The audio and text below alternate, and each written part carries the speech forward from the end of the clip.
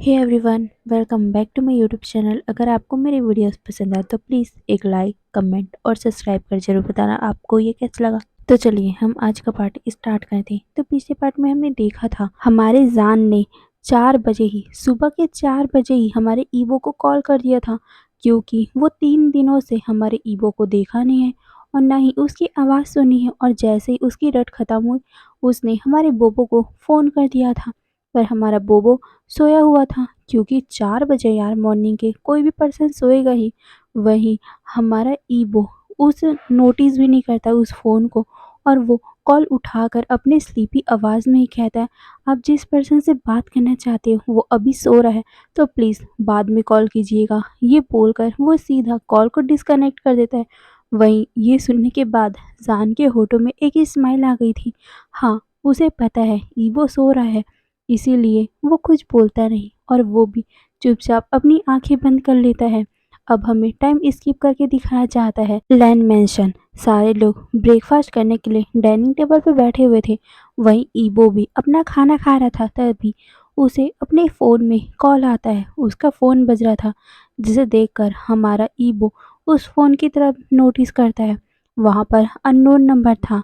हमारा ईबो पहले हेजिटेट करता है, क्योंकि इस नंबर से सुबह-सुबह ही उसे कॉल आया हुआ था, पर उसे याद भी नहीं है कि उसने क्या कहा था। इसीलिए वो हेजिटेट करते हुए उस कॉल को उठा लेता है। हमारा ईवो कहता है हेलो, तभी दूसरी तरफ से आवाज़ आती है, बोबो तुम कैसे हो? ये सुनने के बाद हमारा ईवो खाना खाना छोड़ देता है, और उसे समझ ही नहीं आ रहा था कि जान ने उसे कॉल किया है, पर कैसे? वो सोच भी नहीं सकता था। और इतना हमारा ईवो कुछ बोल नहीं रहा था। इस वजह से हमारा जान थोड़ा-सा वरी हो गया था, और उसके आवाज़ में वरीनेस साफ-साफ समझ आ रही थी। वो घबराते हुए कहता है, हेलो, हेलो ईवो, बोबो, मुझे तुम्हारी आवाज़ सुननी है, प्लीज़ ईवो। ये बोलकर वहाँ से पैनिक आवाज़ आ रही थी। वहीं ईवो अपने फादर, अपने ग्रैंडफ़ादर और अपनी सिस्टर, अपने दोस्त सबको देखता है। वो सभी अभी खाने में बिज़ी हैं, इसीलिए वो वहाँ से खड़ा होता है और सबको एक्सक्यूज़ करके चला गया था। वो भी अपने रूम में, वो सीधा अपने रूम में जाता है और वो रूम में पहुँचते ही कहता है, डॉक्टर वी, आपने मुझे कॉल क्यों किया? ये सुनकर दूसरी तरफ से आवाज़ आती है, बोबो प्लीज़ मुझे इस नाम से मत बुलाओ ना, मैं तुम्हारा जान का हूँ। ये सुनकर हमारा बोबो कहता है, आप ग कहने का राइट खो चुके हो। ये सुनकर हमारी जान को ऐसा दिल हो रहा था मानो उसकी हार्ट बीट रुक सी गई हो। उसे बहुत ज़्यादा ही पेन हो रहा था अपने हार्ट में। तभी जान अपने आप को संभालते हुए कहता है, मैंने सुबह न्यूज़ देखी, मैं बहुत ज़्यादा वरी हो गया था तुम्हारे लिए, क्या तुम ठीक हो? ये सुनने के बाद हमारा ईबो कहता है, ओह तो अभी आपको मेरी याद आई? ये सुनते हुए जान कहता है, देखो इबो, जो भी उस दिन हुआ मैं उसके लिए माफ़ी मांगना चाहता हूँ। मुझे कुछ भी याद नहीं था उस टाइम, मैं रट में आ गया था और मैंने उस टाइम जो भी कुछ किया, मुझे अपने आप पे ही कंट्रोल नहीं था इबो। और मैं उस टाइम अपने रट में था, तो मैं तुमसे कांटेक्ट भी नहीं कर पाया। मैं तुमसे माफ़ी मांगना चाहता था उस दिन। ये सुनने के बाद ईबो को अब समझ में आया कि वो जान को गलत समझ रहा था। वो तो रट में था, उसकी कोई भी गलती नहीं है। ये सुनने के बाद हमारे ईवो को थोड़ा-सा बुरा लगता है, जान रट में आकर उसके साथ कर रहा था, ना कि प्यार की वजह से और ना ही अट्रैक्शन। ये सोचते हुए हमारे ईवो को थोड़ा-सा बुरा लगता है। तभी ईवो को याद आता है और वो सोचता है, वेट, आपको मेरा नंबर कहाँ से मिला? ये सुनने के बाद जान कहता है, और कहाँ से मिलेगा? तुम्हारे फ्रेंड जिली। ये सुनते ही हमारा ईवो थोड़ा रूडली कहता है, उसका तो। ये बोलकर वो एक गहरी सी सांस लेता है और कहता है, मैं ठीक हूँ और मुझे वो सब याद नहीं करना, और हाँ, आइंदा मुझे डिस्टर्ब मत करना ये कॉल करके, बाय। ये बोल वो सीधा फ़ोन को रख देता है। वहीं दूसरी तरफ अब हमारा जान अपने फ़ोन को देखता है। वो देखता है कि ईवो ने कॉल बंद कर दिया। वो सीधा बेड पे बैठता है। वो उसे पता है कि ईवो अभी गुस्से में है, इसीलिए वो इस तरह का उसे ट्रीट कर रहा है। हमारा जान अपने आप में ही बोलता है, मुझे पता है तुम अभी गुस्सा हो, पर तुम जितना भी गुस्सा रहो लानिवो, मैं तुम्हारे गुस्से को ब्रेक करके रहूँगा और फिर से तुम्हें मेरा बोबो बनाऊंगा। ये बोलकर वो स्वीटली स्माइल करता है। वो यही स्माइल करते हुए अपने पास्ट के दिनों को, मतलब कि जब वो ईबो और साथ में ईबो के फादर और साथ ही गोरिल्ला, हाँ, जब ईबो को उसने सोंकाई के साथ देखा था उसे बहुत ज़्यादा जेलसी हुई थी। हाँ, हमें हमारे इंसान को रियलाइज़ हो चुका है कि उसे उन दोनों को देखकर जेलसी हुई थी और उसे अपने ईबो के प्रति अपनी फीलिंग रियलाइज़ हो चुकी है। अब ऐसे ही टाइम बीतता है। अब हमें मैरिज के कुछ दिनों पहले वाला सीन दिखाया जाता है। असल में अब सारे लोग, हमारे वी फैमिली के एल्डर बेटी की शादी हो रही है, इसीलिए वो सारे लोग शादी का अरेंजमेंट करने लग गए थे। ग्रैनी का विश था कि शादी विलेज में ही होगा, इसीलिए अब सारे लोग विलेज में एक सप्ताह पहले ही चले गए थे और वहाँ पर वो शादी की प्रिपरेशन कर रहे थे। और कुछ लोग तो वहाँ आए नहीं थे क्योंकि वो बिजी है अपने काम में, जैसे कि जान जान अपने बिजी शेड्यूल के कारण कुछ दिनों के पहले ही आएगा, या बोलो शादी के 2-3 दिन या 4 दिन पहले ही आएगा। वही दिलरुबा भी आ नहीं सकती, इसीलिए वो भी कुछ दिनों के बाद ही आएगी। पर अभी अभी वी फैमिली के सारे elder senior member we family के वहाँ विलेज में प्रेजेंट है। वहीं हुआ जिन भी विलेज में आ चुका है, वो भी अपनी फैमिली से मिलने के लिए, या बोल तो अपनी माँ से मिलने के लिए। इतने टाइम बाद जब वो घर के अंदर आया तो सारे लोग उसे अच्छे से विश करने लगे, वेलकम करने लगे, पहले जो भी कुछ हुआ हो। पर अभी वो अभी बहुत ही फेमस सिंगर है, तो उसका तो अच्छे से वेलकम करना ज़रूरी ही है। वहीं ग्रैनी बहुत ज़्यादा खुश थी अपने छोटे बेटे को अपने पास देखकर, वो भी रोने लग गई थी। वो बहुत ही खुश हो गई थी, पर उसे अपने ग्रैंडचाइल्ड को भी देखना था, मतलब कि ईबो को भी देखना था। पर हुआ जिन कहते हैं कि ईबो बहुत ज़्यादा बिजी है और उसके पास बहुत ज़्यादा ही बिजी शेड्यूल है, इसलिए वो अभी नहीं आ सकता, पर कुछ दिनों के बाद वो आ ही जाएगा। ये सुनने के बाद ग्रैनी भी खुश होती है। तो अब हम थोड़ा सा जिन फैमिली के बारे में भी जानते हैं। जिन फैमिली में 2 बच्चे हैं, एक अल्फ़ा है तो एक ओमेगा। अल्फ़ा बेटे की शादी हमारी शुलू के साथ हो रहा है, उसका नाम है जिन यूचेन। और हाँ, उसकी छोटी सी बहन है जो एक ओमेगा है और उसका नाम जिन किंग यांग है। ओके, अब हमें फिर से कुछ टाइम बाद का सीन दिखाया जाता है, या बोलो तो कुछ दिनों बाद का सीन दिखाया जाता है। अब शादी में सिर्फ 2 ही दिन बचे हुए थे। अभी सारे लोग गार्डन में बैठे हुए थे। घर के बाहर जो गार्डन है वहाँ पर बैठकर वेडिंग के जो भी, मतलब प्रिपरेशन है उसके बारे में डिस्कस कर रहे थे।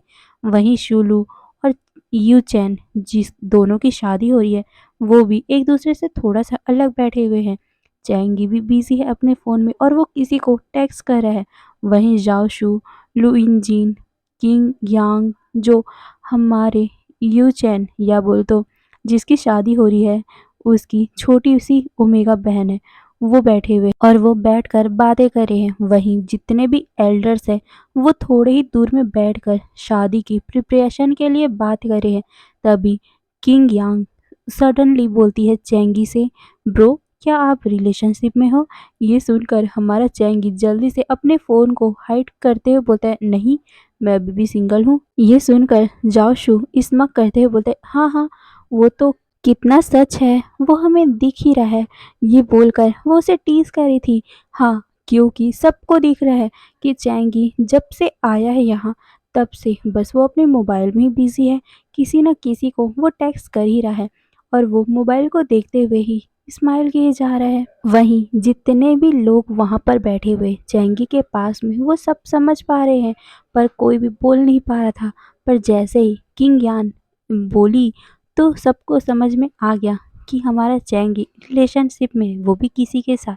तभी चैंगी अपने आप को डिफेंड करते हुए बोलता है, हाँ तो रिलेशनशिप तो नॉर्मली होता है ना, मैं ही क्यों, तुम भी, और यहाँ पर जितने भी हो किसी ना किसी का तो होगा ही। ये सुनकर किंग यान थोड़ा सा सैड होते हुए बोलते, नो, मैं अभी भी सिंगल हूँ। ये सुनकर जाओ शू कहती है, वैसे तुम किसी को ढूंढ भी सकती हो। ये सुनकर किंग यान कहती है, बट यहाँ तो कोई अल्फ़ा है ही नहीं, देखो यहाँ सारे ओमेगा हैं और कोई अल्फ़ा है तो चैंग गगा है, मतलब कि चैंगी गगा है, और वो भी किसी और के साथ है। और मेरे ब्रदर तो अब मैं क्या कर सकती हूँ, ये बोलकर वो सबको देखती है। वहीं चैंगी के होठों में एक बहुत ही मिस्टीरियस सा स्माइल आ गया था।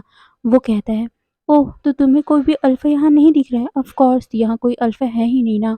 पर तुम कुछ वेट करो, फिर तुम्हें कोई ना कोई अल्फा तो मिल ही जाएगा। ये बोलकर वो उसे टीज कर रहा था। वो लोग कुछ टाइम और बातें करते, तभी वहां पर एक बहुत ही लग्जेरियस सा कार उन लोगों के सामने आके खड़ा होता है। और सबसे पहले उस कार से हमारा यांग यांग निकलता है।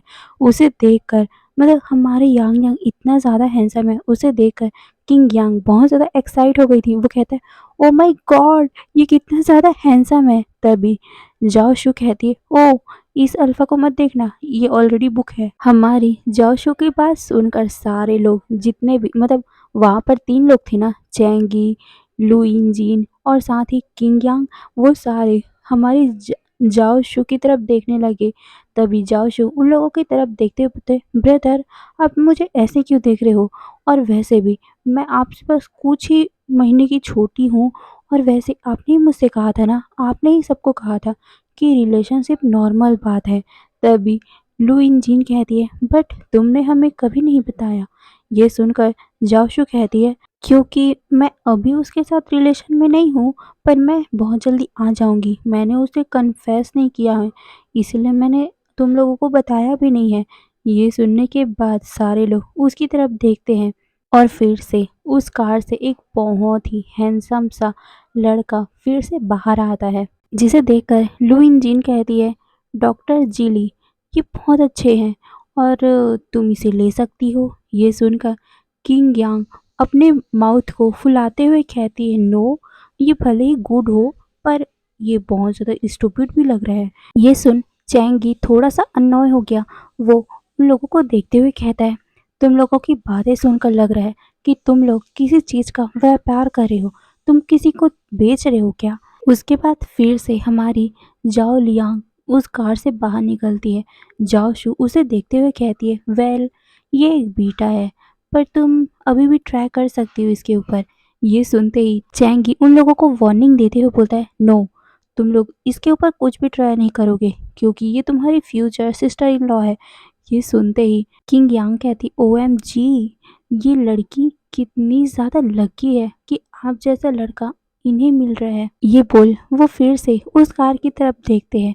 वो देखते हैं कि उस कार से फिर से एक हैंडसम सा अल्फा बाहर आता है, जिसे देखते ही किंग यांग बहुत ज़्यादा एक्साइट होते हुए बोलती, ओ माय गॉड, ये बॉय कितना ज़्यादा हॉट लग रहा है। ये सुनते ही जाओ शुआन कहती है, पर मुझे ये लड़की के बारे में कुछ नहीं पता, चैंगी। ये बोलकर वो चैंगी को देखती है।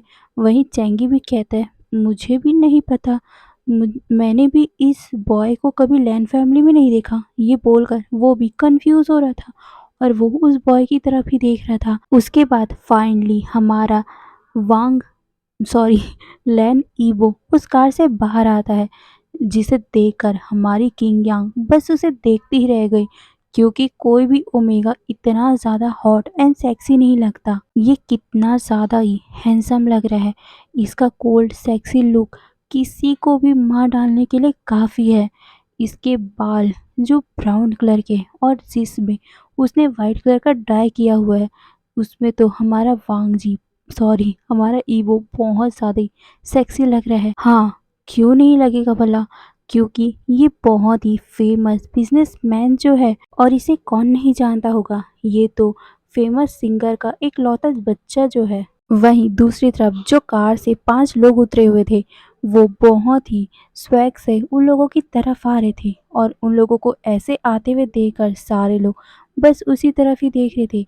वहीं हुआ जिन सॉफ्टली हमारे ईवो को कहते, मैं शनशाइन, तुम्हारी जर्नी कैसी रही? ये सुनते ही हमारा ईवो कहता है, बहुत अच्छी बाबा, वैसे क्यों नहीं होगा, आपने हमारी सेफ्टी के लिए इतना अच्छा बॉडीगार्ड रखा है। ये बोलकर वो यांग यांग की तरफ पॉइंट करता है।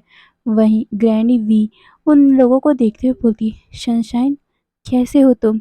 कम, तुम अपनी ग्रैनी से नहीं मिलोगे? ये सुनते ही हमारे ईवो के लिप्स में बहुत बड़ी सी स्माइल आ गई, क्योंकि वो अपनी ग्रैनी को कितने सालों बाद देख रहा है। वो जल्दी से उनके पास जाता है और अपने, मतलब घुटनों पे बैठ कर कहता है, ओह माय डार्लिंग, आप कितनी ज़्यादा ब्यूटीफुल हो गई हो। अगर मैं अल्फ़ा होता तो सच में आपसे मैरिज कर लेता।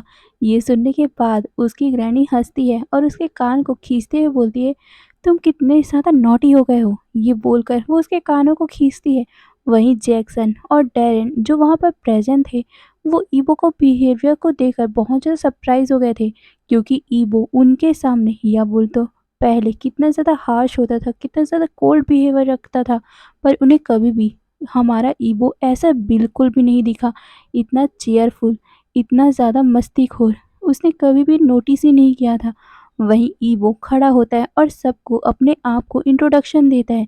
वहीं शूलू जैसे ही हमारे ईबो को देखती है, वो सीधा ईबो को गले से लगा लेती है और वो कहती है, क्या तुम्हें मैं याद नहीं हूँ? ये सुनते ही हमारा ईबो एक छोटा-सा स्माइल करते हुए बोलता है, अगर आप मुझे याद नहीं होते, तो मैं यहाँ आता नहीं। ये सुनने के बाद शूलू का अल्फा जिन यूचैन कहता है, Mister Lan, nice to meet you. I am Jin Yuchan. ये बोलकर वो अपना हाथ आगे बढ़ाता है। तभी ईबो क्यूटली कहता है, मिस्टर ब्रदर इन लॉ, ऐसे फॉर्मल होने की कोई ज़रूरत नहीं है, हम तो अब रिलेटिव बनने वाले हैं। ये बोलकर वो बहुत ज़्यादा क्यूटली स्माइल करने लगा। वहाँ जितने भी लोग खड़े थे वो सरप्राइज हो गए और खुश भी होते हैं हमारे ईबो का ये सॉफ्ट सा बिहेवियर देखकर। तभी किंग यांग कहती है, वाह, तुम कितनी ज़्यादा क्यूट लग रहे हो। By the way, I am King Yang. ये बोलकर वो उसे हाय कहती है। वहीं ईवो भी कहता है, नाइस टू मीट यू। उसके बाद सारे लोग एक दूसरे को अपना इंट्रोडक्शन देते हैं।